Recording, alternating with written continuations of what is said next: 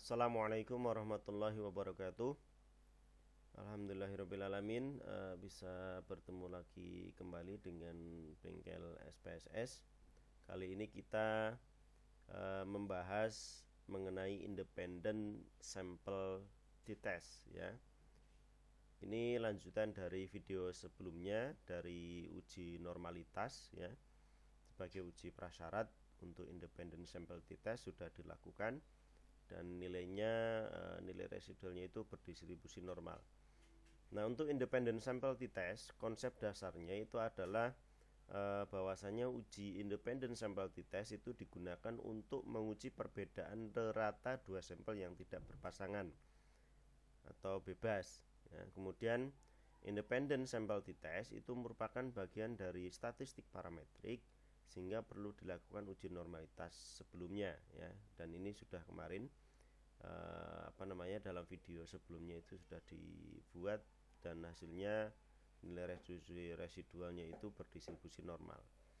Jadi ini sebagai uji prasyarat.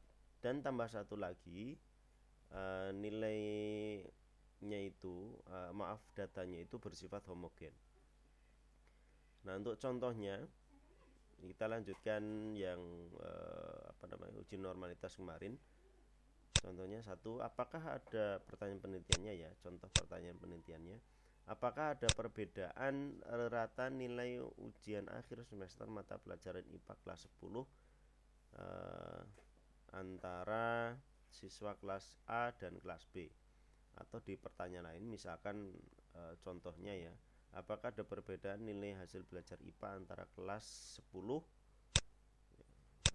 tambahin kelas 10 pembelajaran metode inquiry dengan pembelajaran ceramah. Kemudian dasar pengambilan keputusannya sini ya. Untuk uji homogenitas itu jika nilai F hitung lebih besar dari F tabel, maka data bersifat tidak homogen. Nah, ini sebagai syaratnya itu datanya itu harus homogen, maka bisa dilanjutkan uji independent sample t-test. Nah, jika tidak homogen bagaimana? Nah, berarti tidak bisa dilanjutkan independent sample t-test. Bisa dilanjutkan melakukan analisis Wien-Whitney untuk independent sample test ya. Kemudian jika F hitung itu kurang dari F tabel, maka data bersifat homogen ya. Atau diperkuat dengan nilai signifikansinya. Nilai sig titik lebih besar dari sigma dengan tingkat kepercayaan 95% atau 0,05, maka data bersifat homogen. Kemudian jika nilai sig titik atau nilai signifikansi kurang dari alfa dengan tingkat kepercayaan 95%, maka data bersifat tidak homogen. Ini sebagai dasar untuk uji homogenitas. Kemudian untuk uji T-nya, ini intinya di sini ya. Untuk yang independent sample t-test, uji T-nya itu jika nilai T hitung itu lebih besar dari T tabel, maka terdapat perbedaan yang signifikan antara nilai kelas A dan kelas B. Kemudian jika nilai T hitung kurang dari T tabel, maka terdapat perbedaan yang tidak signifikan antara nilai kelas A dan kelas B. Atau diperkuat dengan jika nilai signifikansi atau nilai sig titik dalam kurung to toilet itu lebih besar dari alfa dengan tingkat kepercayaan 95%, maka terdapat perbedaan yang tidak signifikan antara nilai kelas A dan kelas B. Akan tetapi jika nilai signifikansi to toilet itu kurang dari alfa dengan tingkat kepercayaan 95% atau 0,05, maka terdapat perbedaan yang signifikan antara nilai kelas A dan kelas B. Nah, sekarang kita lakukan analisis independent sample t-test ya. Caranya compare means, terus kemudian independent sample t-test. Oke, seperti ini ya. Nah, kita perhatikan di sini. Ini nilai ulangan harian masuknya ke tes variabel. Nah, di nama kelas, karena kan kita dua variabel ya, kelas sama nilai ulangan harian. Nah, nama kelasnya ini masih datanya itu sifatnya atau tipenya masih string. Nah, kita rubah terlebih dahulu data kelasnya ini menjadi data numerik. Caranya seperti pada video sebelumnya sudah diterangkan ya. Kita klik transform automatic record. Nah, seperti ini ya. Oke. Jadi nama kelas ini kita masukkan ke variabel. Ini masih tanda tanya. Name-nya kita tulis kode kelas. Kode kelas. Add name. Di sini berubah menjadi kode kelas. Dari kecil ke besar. Jadi nanti A sama dengan 1, B sama dengan 2 kodenya. Recordingnya seperti itu. Kemudian oke. Recordnya ya. Oke. Jadi sudah direkod seperti ini. Oke, seperti ini ya. Kita pindah ke sini supaya lebih jelas ini. Oke.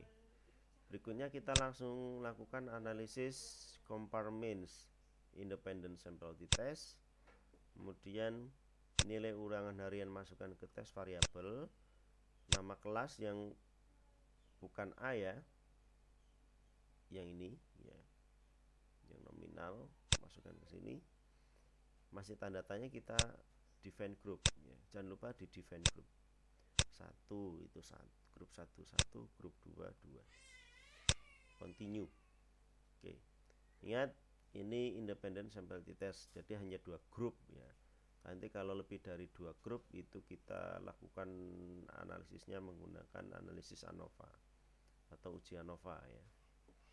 Option presentasinya 95% ya. Confident interval presentasi 95% atau 0,05. Continue sudah oke, kemudian oke. Maka muncul 2 tabel t-test ya. Tabel t-testnya muncul 2, grup statistik ini yang umum ya. Ada N-nya 15 kelas A, 15 kelas B, min-nya rata, kemudian standar deviasi, standar error min. Kemudian yang kita baca di sini. Untuk uji homogenitas kita baca di Leibniz test for equality of variance. Ya, kita baca F-nya ini. Sig-nya, sig titiknya. Kita lihat sig titiknya lebih besar dari 0,05 atau kurang dari 0,05. Nah, 0,601 ini lebih besar dari 0,05. Maka dapat disimpulkan bahwa datanya itu bersifat homogen. Sehingga bisa kita lanjut ke pembacaan berikutnya, ke uji T ya. Independent sample test. Nah, kalau tidak homogen bagaimana? Kalau tidak homogen dilanjutkan ke uji Mann-Whitney namanya, analisis Mann-Whitney. Caranya analisis non parametric test, legacy dialog, kemudian independent samples. Ini ya, yang ini. Oke. Karena ini datanya bersifat homogen, maka kita bisa langsung baca di ini. Kolom masih pada tabel independent sample t-test, di kolom t-test for equality of means ya. T-nya, DF-nya ini, kemudian signifikansi to Taylor. Oke, kita lihat di sini dasar pengambilan keputusan uji T. Jika nilai signifikansinya itu lebih besar dari 0,05, maka bla bla bla bla gitu ya. Kalau kurang maka bla bla bla bla gitu ya. Oke, langsung aja kita baca di nilai signifikansi to Taylor. Nilainya yang kelas A 0,02 ya. Bukan kelas A, tapi ini ya, nilai signifikansi yang ini 0,002. Artinya kurang dari 0,05. Maka dapat disimpulkan terdapat perbedaan yang signifikan antara nilai kelas A dan kelas B. Ya, itu mungkin ada beberapa hal yang melatar belakangi ya. Itu mungkin perlu diteliti lebih lanjut kenapa gitu ya. Apakah metode pembelajarannya berbeda ataupun input siswanya yang berbeda ya, mungkin yang kelas A itu yang unggulan, kelas B yang biasa, yang reguler. Oke, seperti itu untuk analisis atau uji independen sampel t-test. Semoga bermanfaat. Kita lanjutkan di materi-materi selanjutnya, masih pada compartments. Setelah independent sample t-test itu Pirit sample t-test, kemudian uji ANOVA, one way ANOVA. Terima kasih. Wabillahi taufik wal hidayah. Wassalamualaikum warahmatullahi wabarakatuh.